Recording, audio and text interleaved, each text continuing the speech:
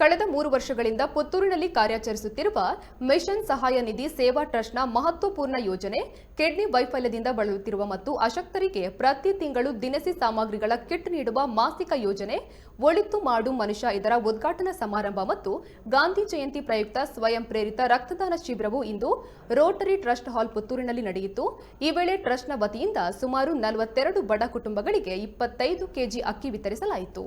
ಈ ವೇಳೆ ಮಾತನಾಡಿದ ಟ್ರಸ್ಟ್ನ ಅಧ್ಯಕ್ಷ ಚೇತನ್, ಪ್ರತಿ ತಿಂಗಳಿಗೊಂದರಂತೆ ಈ ಕಾರ್ಯಕ್ರಮ ನಡೆಸಿ ಬಡ ಕುಟುಂಬಗಳಿಗೆ ಅಗತ್ಯ ಕಿಟ್ಗಳನ್ನು ನೀಡಲಾಗುವುದು ಎಂದಿದ್ದಾರೆ. ಇನ್ನು ಈ ಕಾರ್ಯಕ್ರಮದಲ್ಲಿ ಟ್ರಸ್ಟ್ನ ಸರ್ವ ಸದಸ್ಯರು ಉಪಸ್ಥಿತರಿದ್ದರು.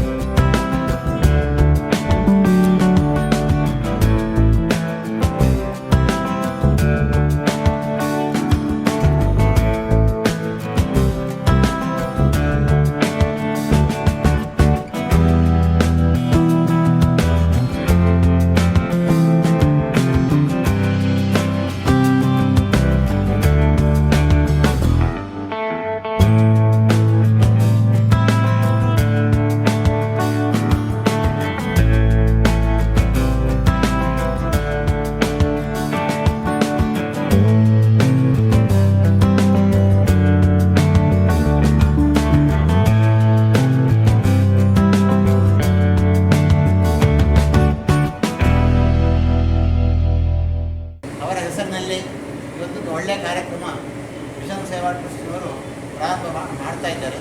ಅದು ನಮಗೆ ಅವ್ರದ್ದು ಮೊದಲೇ ಪರಿಚಯ ಉಂಟು. ಯಾಕೆಂತೇಳಿದ್ರೆ ನಮ್ಮಲ್ಲಿ ಕೆಳಗೆ ಬ್ಲಡ್ ಬ್ಯಾಂಕ್ ಉಂಟು, ಅಲ್ಲಿ ಬಂದು ರಕ್ತ ಕೊಡ್ತಾಯಿದ್ರು.